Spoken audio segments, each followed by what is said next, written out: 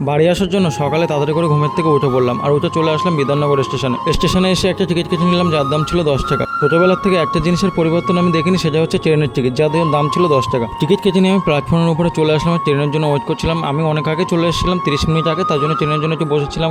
আমি যাবো সকালবেলা বনগাঁ লোকালে জানি না কতটা ভিড় হবে এখন, কিন্তু দিনে মানে তো প্রচুর পরিমাণে ভিড় হয় যারা। তারপর ট্রেন চলে আসলাম, ট্রেনে উঠে পড়লাম, উঠে দেখি পুরো ফাঁকা, সকালবেলা তেমন কোনো ভিড় হয়নি। তারপর বসেছিলাম, ট্রেনে দেখে একটু গজা বিক্রি করছে। এই গজা তো আমার খুব ভালো লাগে, এটা হচ্ছে রানাঘাটের স্পেশাল গজা।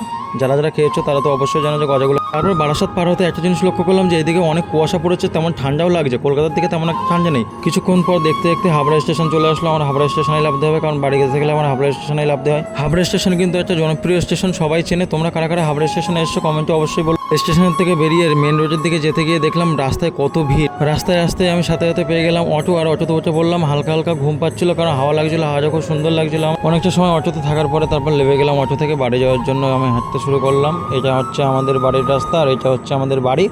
নতুন ছাদ দিয়েছে বাড়িটায়, এখনো ভেতরে কমপ্লিট হয়নি, তোমাদের কমপ্লিট হলে দেখাবো। আজকের ভিডিওটা এইটুকুই। তোমাদের ভালো লাগলে ভিডিওতে একটা লাইক করে দিও, চ্যানেলটি সাবস্ক্রাইব করে দিও। চলো বাই।